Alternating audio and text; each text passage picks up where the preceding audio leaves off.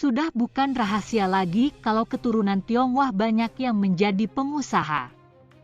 Fenomena ini bukan hanya terjadi di Indonesia, tapi juga di banyak negara lain di mana etnis Tionghoa bermigrasi lalu bermukim di sana.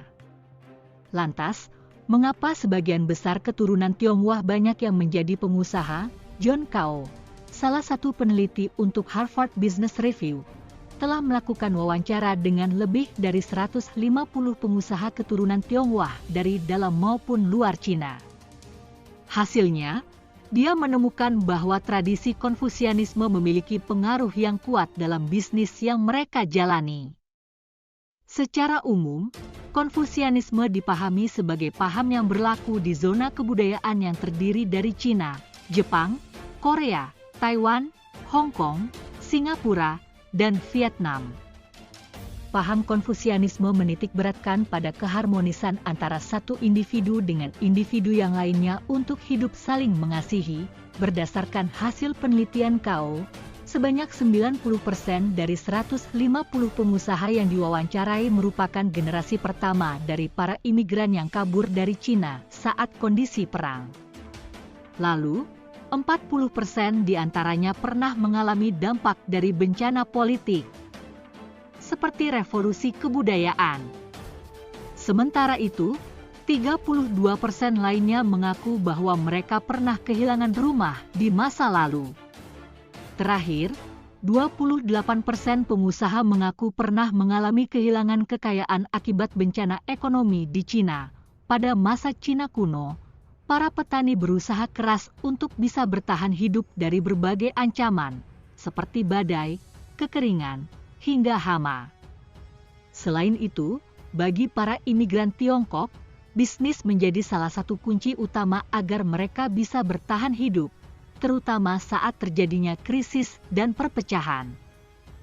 Hal tersebutlah yang menjadi salah satu cikal bakal banyaknya keturunan Tionghoa yang menjadi pengusaha.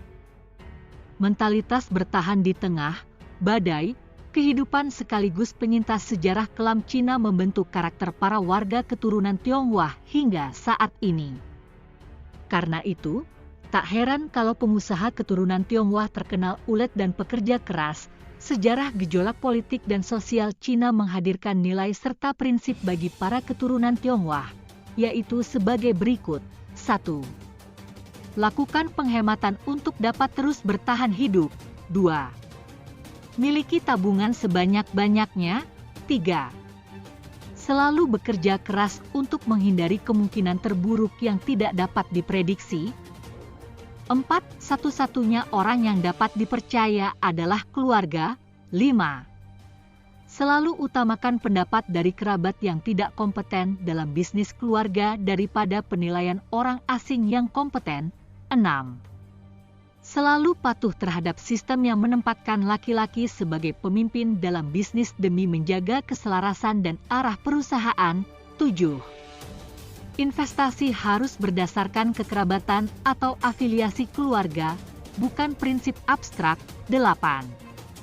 Utamakan untuk memiliki barang berwujud, seperti bangunan, sumber daya alam, dan emas batangan daripada barang tidak berwujud, seperti sekuritas tidak berwujud atau kekayaan intelektual.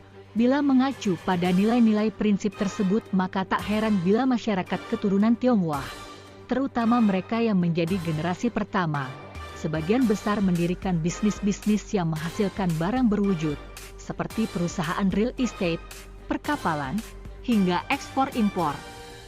Industri semacam itu umumnya memerlukan rentang kendali yang terbatas dan dapat dikelola secara efektif oleh sekelompok kecil orang dalam yang anggotanya bisa diambil dari anggota keluarga sendiri. Sebagian pengusaha keturunan Tionghoa cenderung mengelola perusahaannya seperti Kaisar Cina mengelola kerajaannya. Maka dari itu, tak heran bila aset bisnis biasanya hanya diwariskan kepada anggota keluarga. Bahkan di Asia, para jajaran eksekutif dalam suatu bisnis profesional tidak pernah ragu menerima anggota keluarga sebagai pemimpin perusahaan mereka. Berdasarkan penelitian Cao, sebagian besar pengusaha keturunan Tionghoa berpegang teguh pada salah satu pepatah Tiongkok kuno, lebih baik menjadi kepala ayam daripada menjadi ekor sapi besar. Di era saat ini, pepatah itu kurang lebih berarti bahwa mereka lebih memilih menjadi bos di bisnis milik sendiri meskipun skalanya kecil, daripada menjadi bawahan di sebuah perusahaan besar.